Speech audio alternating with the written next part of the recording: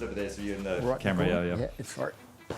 And then, we've got Neil and we got Saad. So awesome. Cool. All right. So today we're going to be going through your fight analysis, or at least looking at your fight and getting your feedback. And we got your two coaches here, and less Boss, but Boss is sick, so unfortunately he couldn't come. So he brought the better half, Saad, to come here. I think it'll be really cool to go through and especially see like your thoughts on it. I think this was probably one of your most challenging fights. Super good dude, like built like a brick. I couldn't believe the size of this guy when he came out the cage. Like, I'm not the smallest of guys. And he was built. So yeah, how did you feel like when you first went into the cage, because I think at the weigh-ins he wasn't there. So yeah, so you just there by yourself. But when you first, like, when was actually the first time you saw him in person? Was maybe out backstage a little bit, but nothing much. We saw him probably, I don't know, 5-10 minutes before we walked out. Yeah. And then just in the cage, pretty much. Jeez. So what was your first reaction when you saw him? Well, we knew he was going to be big. Yeah, we did. But honestly, I was expecting bigger. Okay. Like, I was expecting him to be a little bit bigger than that. But, so... Yeah, okay. We were pretty prepared, but always a bit of a shock. Yeah. That's cool. And then when you first... anyway, so this is you just about to walk out. So do you want to play it and then we can... Do you want to play the whole thing? Yeah, it's like play the walkout, yeah. So I guess, John, him not turning up to the weigh-in was the first sort of mental setback, right? We thought he was going to be there and just no-showed. And Jason obviously had arranged a remote weigh-in for him, but for us it was a bit of a setback because we thought he'd struggle to make weight. We thought he'd be big, and we wanted to get a physical read on how he was doing with that weight cut. Yeah. But yeah, hats off to him, he made the weight. Because I think he missed weight one of his previous fights, correct, I think what Boss said, yeah. True. Yep, so this is you going through the whole drill. So how were you feeling earlier?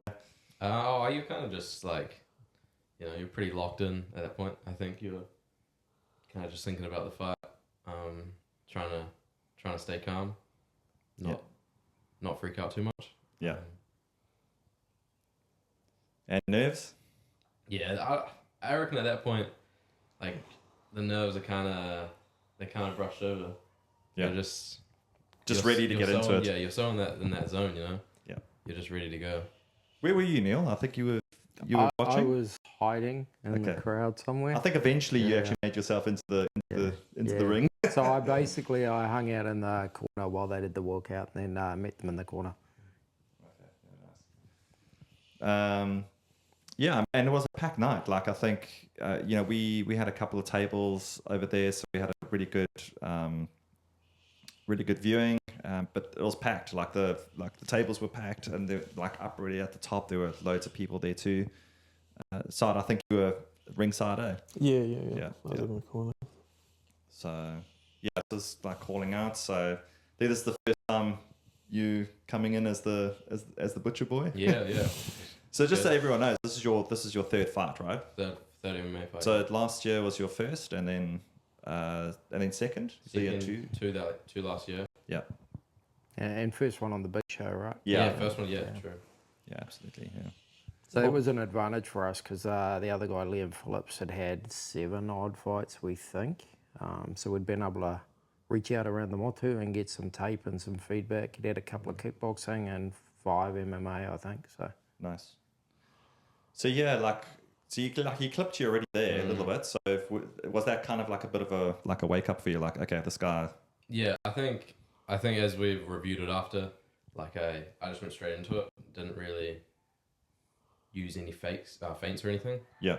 And it wakes you up pretty quick with that big overhand. So did he clip you pretty good there, or was it just like a bit of a sting? Yeah, just it was pretty just glancing, but okay. But definitely connected. So I think, we knew he was going to be doing that. Mm-hmm. And I think, we have been drilling this loads and loads. I thought you did an awesome job here, like just trying to get yourself up.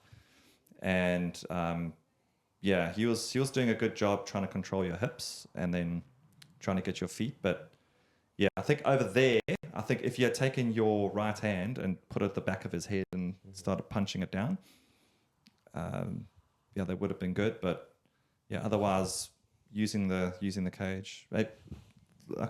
Yeah, what do you think, Neil? Yeah, so I guess for us, game plan wise, we always knew this was going to be where it would be. So we knew it was overhands and we knew it was double legs and then we knew it was smother. So the key for us was to keep the first round busy.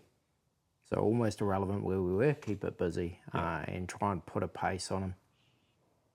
Yeah. I think like a takeaway from it is I was pretty happy with the groundwork from me. Yeah, yeah. I think I even surprised myself, to be honest, of how I never finished a round on my back.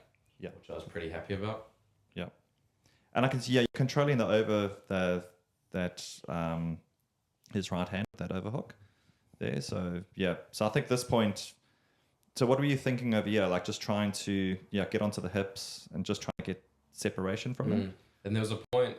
There's probably pretty soon here where when he comes back down into my guard, where I kind of realized he's like giving me an arm.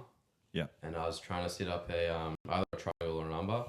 Yeah. Just to create some space. Yeah, I think this was a bit of a wake up call. I think when it comes to the armbar here, I think just pause it. Because I think this was a little bit of a wake up call for him. I don't know. I haven't really seen his previous fights. The one fight that I did see, the guy didn't really have like that great, like the jiu-jitsu wasn't that great. So I think he realized like as you started going off and to do the armbar, it was like, okay, this guy can actually fight off his back. And you're so strong off your back. So yeah, I thought that was a really good. I don't know what you feel about that, Neil, but like I felt like that was a bit of a, okay, I need to be a little bit careful here. I can't just come forward too much. Yeah, agreed. We knew he was a conservative grappler in terms of he used his strength and kept distance close. So I think the fact that he was able to be pushed off and create that space sort of gave him a bit of a shock, and he came back because he was actually throwing quite a few strikes in the first part of this round that we didn't necessarily expect. Yeah, yeah. So he's improved. Yeah, yeah. Cool. Yeah. Yeah. So this is where you decide to attack the arm. So were you waiting for that, or did it kind of just come? I just saw his arm was just extended, and I managed to get it across my body. Yeah. So how close was that? I thought it was pretty. I had his elbow pretty deep, and then that he just with his strength just muscled it out. Yeah. Nice. So that was a good first round, I thought. So how did you feel like after that round? I knew I was down. I knew that wasn't my round, especially with landed more strikes and got me down. Yeah. So yeah, I knew I was down that round.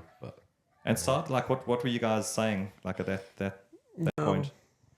I was kind of following Neil's lead, but just reiterating to keep his range on his strikes, try and make him miss his overhand, or like just right at the end there, he ate another overhand if Adam had just kept his range. And I know when you're at the end of the round and you feel like maybe that you're a bit down, you kind of just want to go in and finish strong. Yeah. So he kind of ate that second overhand.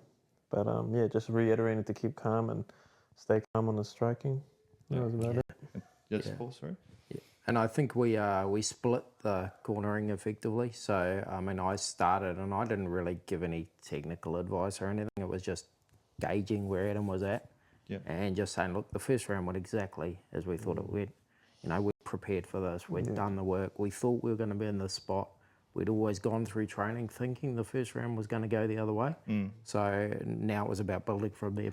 And then I handed over to Saad and he picked up, because the stand-up was the danger zone, really. The ground we could control. And the whole game plan was to put that pace on again, because we knew second and third round we'd start to come into the game. Yeah. So what were you saying, Saad, about just the distance and stuff? What were you noticing? So in terms of our training, we were working on keeping that perfect range, and that perfect range, or near perfect range, is where his opponent would miss his shot and Adam would be able to just slightly get out of the range of that shot and counter straight away. So you could be inside the pocket and probably make him miss his, I'd say outside of the pocket, and he would miss his shot, but Adam wouldn't be able to counter straight away. So we wanted to be at that perfect range where if he missed, we could hit him straight away. And there were a few instances in the fight where we were there, but I think, when you're under the lights and everything's different in the ring, it's something to learn from. Yeah. And the other thing was for us timing as well. So we had specific time frames depending on activity as to when we would start to kick or when we were to do an activity. So it was about, is the time right yet? I remember you asked me, should I be kicking at this point? And we're like, hold to the second half of this round. Okay. Yeah. All right. So you guys had a bit of a, like, when to go. When not to go. And it was purely because we'd had the ability to watch this guy's tape. If this guy we'd never seen before, we wouldn't have had that game plan built, and it was a specific game plan for this gentleman because he's a one-track pony type thing. He's got the overhand, the double leg, and a strong grappling game. So those were the counters we were playing off. So we didn't want to kick straight away just in case he got that single leg from a kick, or so if he caught a body kick and took Adam down straight away. So waiting for that perfect timing, like Neil said. Yeah. Just start throwing those kicks. And I think when Adam did start kicking, it would work to his advantage. Yeah. So I remember I think it was your first or your second. I think the kicks were like one of the things you started off. I remember your first fight. I was like throwing that first kick to get that distance, and that kind of that did make a difference there. So okay, yeah. All right. So we're going into second round now, and So what are you thinking at the moment? Like just stay on feet. I think don't let them get me down again. And like Saad said, just stay at range and control the pace. Yeah, and I think we'd said in the corner, we lost that round, that's okay. Let's just build from here. We expected to start taking over from the second. Okay. Yeah. So now you try to basically just get into the pocket, like Saad saying. They stay out of the pocket. Okay. Yeah. Yeah. And those leg kicks, what he was getting you, were you feeling There was those? a couple that were pretty solid. And then once I landed one or two, and I think they did some damage. One of them buckled him. Okay. Which we'll see in a Yeah. minute. The other thing was we opted not to wear shin guards. You can wear shin guards at amateur level. It wasn't our intent to wear them because they would assist with the grappling component. Yeah, okay. So let's just go back a little bit. So I think you got you there a little bit, eh? Yeah, that definitely wobbled me. Yeah, let's have a look. Yeah, so this is where. There. So as he hit you there, so what were you?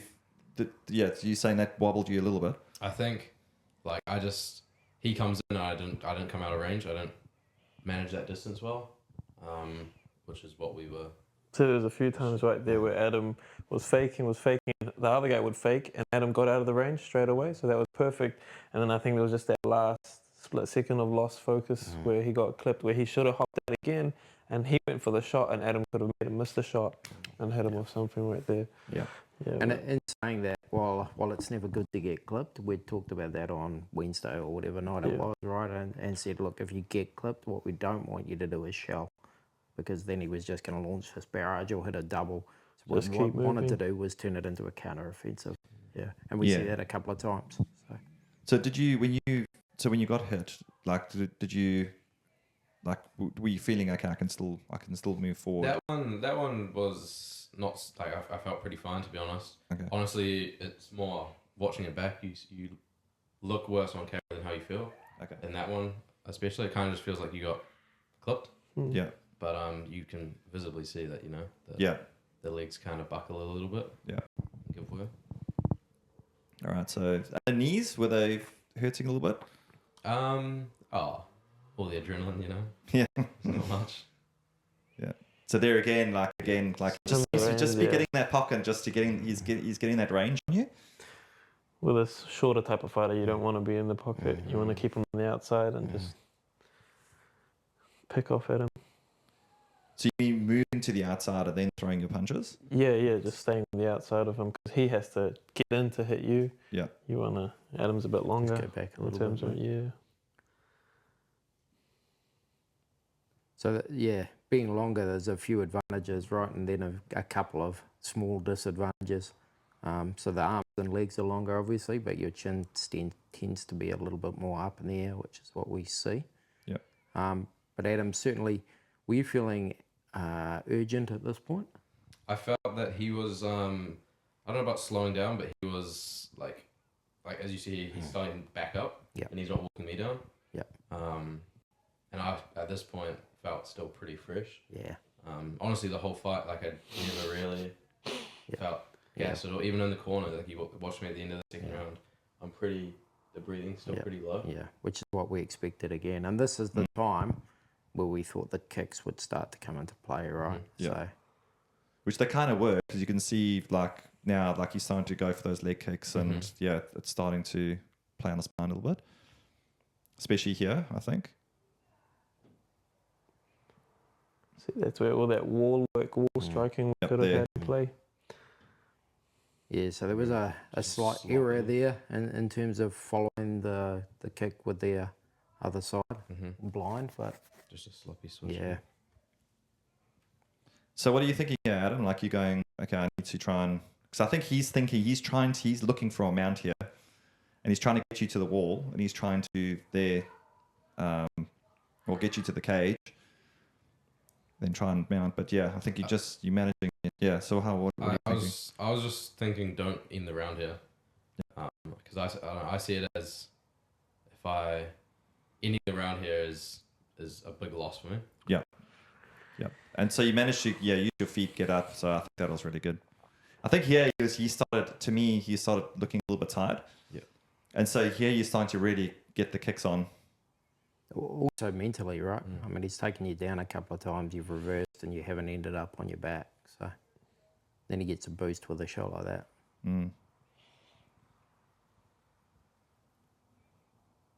So what are you thinking here, Adam? Like, were you looking for something to... See, perfect range there. Yeah. And then that knee. So here, Adam, let's go. So I went over this with Adam at training. Jump back because there's the good ranging, and then we And get it was hit. right there, yeah.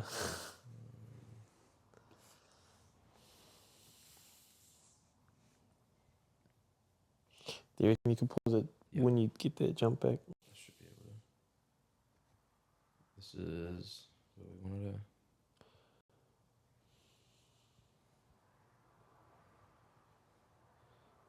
So here, just picking him, trying to make him frustrated to make a mistake. The calf kicks are hurting, yeah. His calves? Just hammer it. See, just missing that right hand by There. inches. Oh, no, keep going. It's after the knee. So still keeping that range, which is essential. I think he overextends here, and I land. So right there. So just as he missed that overhand, we worked on countering straight away. So that worked off perfectly. And then there's another one here. Right there. So Adam got out of range perfectly and just went in chin Blind. up and kind of blind, you know. So I think this is where he really rocked your head. This one was like I noticed that in the fight. you got me worried, yeah. Yeah. As all of us, yeah. So even I think this is so. Just go back a little bit. I think when he really rocked you there, like you were saying, you were like you can't remember going like that. The whole second round, to be honest, after that is pretty fuzzy. Like not much going on. But you still had the I was saying to everyone on the table, like even though you got rocked, like you still managed to like instinctively just do the right thing. Like over here, like you'll see. Yeah, I think I recovered pretty quickly from it. Yeah, amazingly. There was only 30 seconds to go, I guess, but Sit right there, and then he's kind of with the knee, and then he hops out of the way and blind. Yeah, and see, he got you again, and you still didn't go down. So you're saying over here, it's like real fuzzy for you. I think honestly, I was pretty fine. It's just like trying to remember back on that round. It's all pretty after that. Afterwards. Yeah, not much. Kind of like survival mode, from experience. Yeah, I mean, it was right at the end of the round, which is... I think, like as we can see, he rocks me and then shoots him for a takedown. I think he was gassed there. He was tired. Yeah. I think he had nothing left in the tank, and he thought I was out, so he shot to get me down. Yeah. Um, And again, it's that piece about not shelling, right? Because he could have finished you right there. Yeah. He could have. Yeah, so I think for him, it's probably looking back, he's gone, okay, I probably should have kept it standing. And yeah, I think at this point, I think he's pretty tired. And he's trying to. That knee hurt into the body too. Yeah. So I think that if that round went on a little bit longer, you would have got the better of him. I agree. well, I think what we were thinking is, so what are you saying there, Neil? I can't remember, to be honest. I think I was telling him to breathe first, and then I was like, look, we're down 2 rounds. It's not a big deal. We knew we'd be here. And then I remember Saad beside me saying something about we needing urgency. So it was about not over panicking at him, but making sure that he knew that we needed this round and we needed to finish. Perfectly said. Yeah. I think we always thought that we were going to be TKO finish, so we always thought that was going to be the area. So we were going to move into this fatigue area, and while the submissions could be there, we thought a TKO was probably going to be the way this would finish. Yeah. And you started, like, what we Yeah, kind of waited for Neil to finish off what he was saying and just reiterated exactly what he said. I said, like, don't go in, head in the air, but play it safe. But you need to empty the tank. You know what I mean? You need to get the ball rolling and try and get a finish because we're 2 down. Yeah. And I think for Liam, his game plan this round, because he's tired, everything else, his game plan is to shoot a double and just do absolutely nothing and stay on top because then he wins, really easy. I mean, and credit to Liam, like, up to this point, like, he's played he's fought well, like, he's actually he's done well at this point, like, I feel like he probably has, like, not like in the previous fights where he's, like, really gone in to get those doubles, and I know he's tried that and, like, hasn't really got as much success with you, but he's managed to keep the distance where he could. He's popped off some really good shots, and so he's had a good fight up until that point. I was quite impressed with him. He's done some work from previous, even his cardio, he's obviously worked on that, but he's got a lot of muscle, which is always going to fatigue you. Yeah. He's definitely up 2 rounds at this point. Yeah, absolutely. So even if Adam wins the 3rd round and no finish, then Liam wins the fight, right? So it's an advantageous position. Yeah. All right. I think you can note here, like, how heavy he's breathing. Yeah. And then if it pans back to me, I recall feeling pretty fresh. And I think we even said that in the corner, right? We were like, look at him, he's fatigued. Right. Bounced out around and then came straight back in. Yeah. I mean, it was a good shot, like, yeah. You actually got, you got 2 shots on you. And then, I think just at that point, if he had just kept it standing, would have been better for him. Yeah, absolutely. Yeah. Yep. So that's where you guys are going, right? Urgency now. Yeah, I think for us, when we initially came out into this 3rd round, what we were saying on the table is like, hey, he's looking tired. And I think as soon as you started crowding him and started popping off some shots, we thought that, okay, this round could be yours. Did you notice that when you were sitting down? Did you look over and see? I didn't really notice. I noticed in the round he was tired, but I wasn't really looking. Trying to listen. Yeah. So here, good range. Yeah. So good moving out, good use of, like, kicking. Yeah. So I think you were really tracking him there. But yeah, here it is, really. So just pause. So that kick that Adam threw to the teep kick to the body was something that Saad had been working on a lot, and it really just took the last of the wind out of the sails. You could see it. Yes. What's that kick, Saad? So it's kind of like, we call it a teep kick in Muay Thai. Now you can either push the kick or you can stab the kick, and we didn't want to really push him in case he was able to grab onto the foot, because you kind of got that momentum coming into you, so you can grab the kick. If you stab, you're just snapping it and bringing it back. Yeah. So I think it was a perfect snap kick. I don't know where it came from, but for me, that snap kick was the beginning of the end, because you see him fold. You see him just kind of lose it and just go straight for the takedown. Yeah. Yeah, I think bringing that in, if I brought that front kick in or snap kick a little bit earlier, in the second round maybe, it would have helped. Would have shut down that overhand a bit. Beautiful. Yeah. It had to be late in the second though, right? Otherwise he would have snatched at it. Yeah.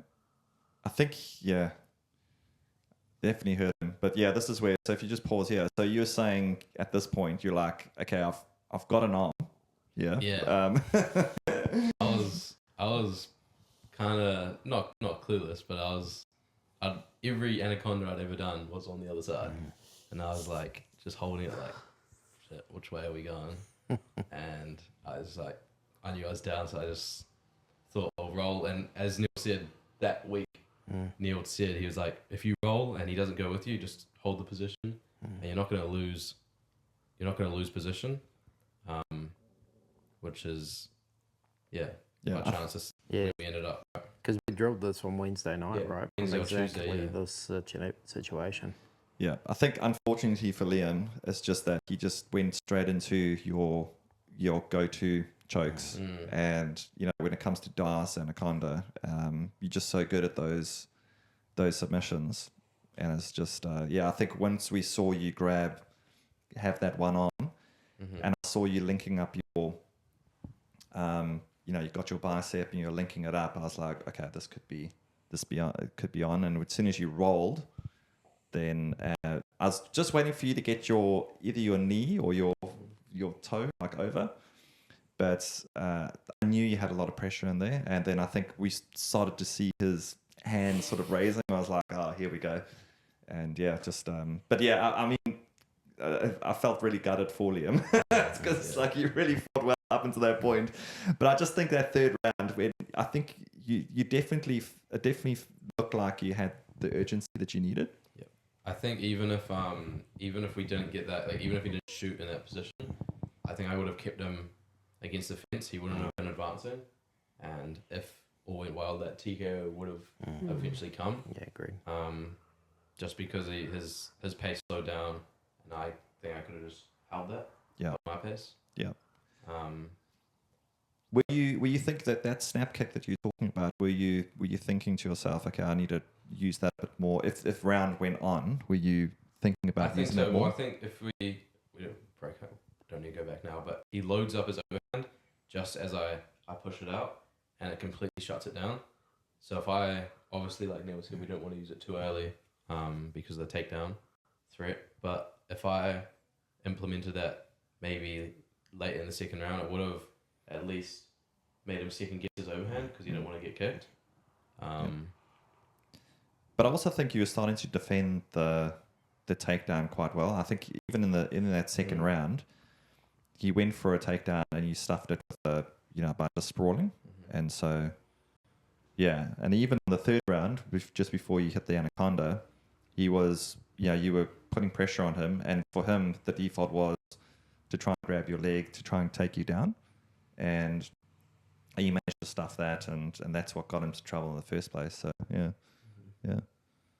so the reads were definitely there, plus the fatigue element taking away the explosion from the other athlete, so it was starting to come together exactly as we thought it would. It was just we just wanted it in round two, not round three, but I think like especially after watching it back now, I think his power kind of somewhat got to my head and made me hesitate and just nearly second guess myself with I don't want to get hit again, especially after getting dropped in that second round. But I think also just like Saad said, the big lights, you kind of, some of the things you drill just go out the window nearly.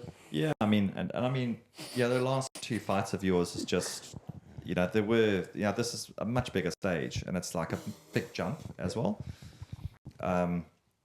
So yeah, absolutely. I mean, you go into jiu-jitsu competitions with all the best intentions and going, I want to hit these kind of submissions or get into these positions, and I want to play my game. But at the end of the day, the guy's coming, he's got his own game that he wants to play, and so it's sometimes it's hard, but definitely an improvement. Like, it wasn't as robotic or as what we 100% thought was going to happen, but I think definitely the drills, and it was a good one even for me. Like, I think by just watching some of those fights and really trying to work out how he mounts people and what he doesn't mount, and how you can it's been a good learning curve for me too, to actually watch some tape and then to actually then go back into the gym and go, okay, this is what we're really going to be focusing on.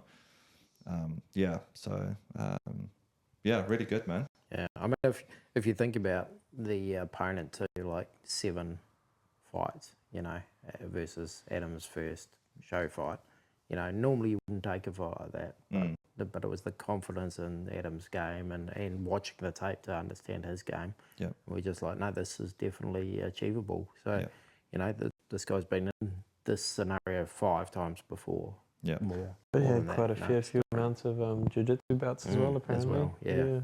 So a lot of it's actually really weird when they read out that the Like the 20 tape or of the, something? they called out all the jiu-jitsu matches. It's like I've never Probably trying it's to never really build happened up before. for Yeah. something. Yeah. Well, you got your ADCC and a couple of Machado ones, and that's probably about it, eh? Nothing crazy. But I think overall, like, a lot of takeaways. I think it was good that it showed me and all of us what we can work on now. So I think, as much as it wasn't the best fight, it was good. Good for me. I think. It was great. I think it was a good fight. I think it was a great fight for you. It was a definite progressive step from your last fight, and that's what we've got to do. Just keep building those challenges and keep going head on into them. You never get better with an easy fight, Exactly. Absolutely. There's a lot you can take from. I think this that fight. getting to the 3rd round was really good. Just the experience getting there. Yeah, I mean, if you look at where you are now compared to that, the first fight that you had. I mean, if you went into the cage with your first opponent, I don't think there would be any sort of competition anymore. It's just, I think that's how much you've grown. And any fight that you go into, you're gonna learn. Like, and I think you've learned heaps on this one. Yeah, I agree. I think this camp and with the fight as well has been probably the most progression. So far. Yeah, absolutely. Yeah. So what's kind of next now? Not sure. There's the same. SFS is on SFS 21, is it? Yeah, we'll be 21. 21. I think boss said June. Right. Or something. So maybe that. Just see how things pan out. But I mean, we're back into training now, so. Yeah, that's right. Yeah. Just keep working. Let Boss do his magic. He's the brains of the operation. Mate. Yeah, absolutely. Yeah. No, I'm so pleased for you guys. I think it's just, and even when I just look at the classes now, like it's, your kickboxing classes are really coming along.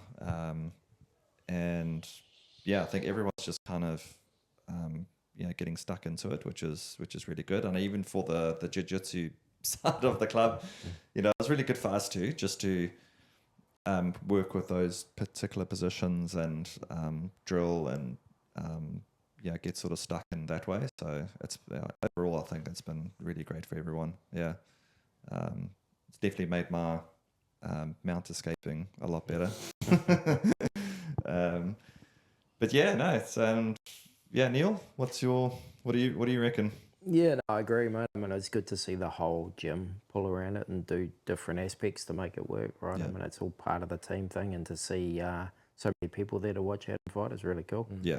Obviously, Boss did a lot of work and prep too, and going out and finding sponsorship and getting Sunkist Bar on board and stuff like that was really cool. So, it was a really good fight. It was exactly what I thought it would be, to be honest. I thought it would be a step up. I thought there'd be adversity. I thought Adam would get hit with an overhand and he pulled through. So really good. And I think when you look back, you can always be really tough on yourself. And you should always find things to work on. But there's a lot there that was really good too. Oh, yeah. I know you can be real hard on yourself, Adam. But I think, I think that it was a great fight. And I think, if anything, you can take a shot. Yeah, what I guess is. It's because sometimes that's what I think too.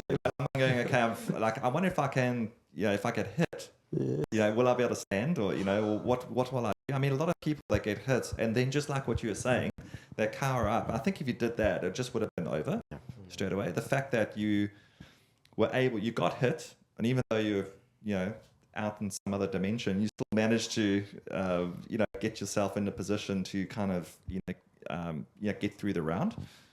And I think that says a lot. I think that in itself, I think, should give you loads of confidence and be like, okay, if I get hit, I know I can actually pull through. Yeah. So just don't fall in love with getting hit. Yeah. No, exactly. Yeah. But interesting to say what you were saying about, like, getting close enough, but they're not close. Yeah. So that it means your reactions need to be on point. On point. Yeah. Which is hard, like under the big lights. Exactly. Yeah, which is why you got to train it, right? So 100%. All the stuff you've been doing in the gym with everybody else, and then Adams just gets a little tweak, I guess. So those techniques are getting taught everywhere. So it's been really cool to watch come into that kickboxing class. Some of them do jiu-jitsu as well, some don't, and it's just not their bag. So it's been cool to watch. And then, over the last couple of weeks, just watching some of those classes fill with new people as well. It's really cool. It's needed, right? Yeah, absolutely. Yeah, no, definitely trying to get the next wave in and get people into it a bit more. But also big thanks, because you guys have been going. You went down to Oliver South just to do some rounds and stuff there. Yeah, I get up there during camp, probably 2 or 3. Yeah, 3 times a week. Mainly, like, there's a lot of sparring. Yeah, that we're doing a lot of rounds out there. Yeah, so big props up to those guys down there. Definitely wouldn't be able to do anything without those guys. So I think it just you need bodies and you need numbers, right? Absolutely, I've always been, I've always said, like, going out to different gyms and training and getting experience with, like, different bodies is like so important. Yeah. I know, like, in the like years ago, it was always like such a no. If you're at this gym, that's the only gym you could be going to. If you go to any other gym, then it's like still there somewhere. Still there somewhere. But but I think that's part of what's good about Mellows too, because you got Saad out of City, City Liga. You've got Boss from the Oliver lineage, and then you've got the Machado base, obviously. So it's cool to see all that come together and just work. Yeah, absolutely. Yeah, I just think you definitely wouldn't be where you are at the moment without Oliver South. Like, yes, we can, we've got great coaches and you'll progress, but I don't think you'll progress as quick. No. So, I think getting out and getting out to different clubs and doing stuff is is really good, and it helps us too. It brings 100%. Those skills back into our club, and then we also grow from that, and I hope that when you guys go there, they can learn some stuff as well. So I think it's big props and thanks to those guys. So awesome. Sweet as. All right. Good work. Good work, dude. Thank you. Can't wait for the next one. Pretty good. I think we'll be training through winter, which is going to that's going to suck. I think that's what's really nice about summer, is that we've got the early mornings, but it's still light, and we can we're training in the early mornings, but it's still quite nice and not so cold. But next one will be a little bit harder, I think. It's the Friday mornings. And big thank you to Ollie for all of his Friday mornings cardio stuff. So that was always fun to do. Shout out to all the boys who came through on the mat. On and off. So awesome. Thanks for you guys, and till the next one. It's cool. Signing out. Cheers.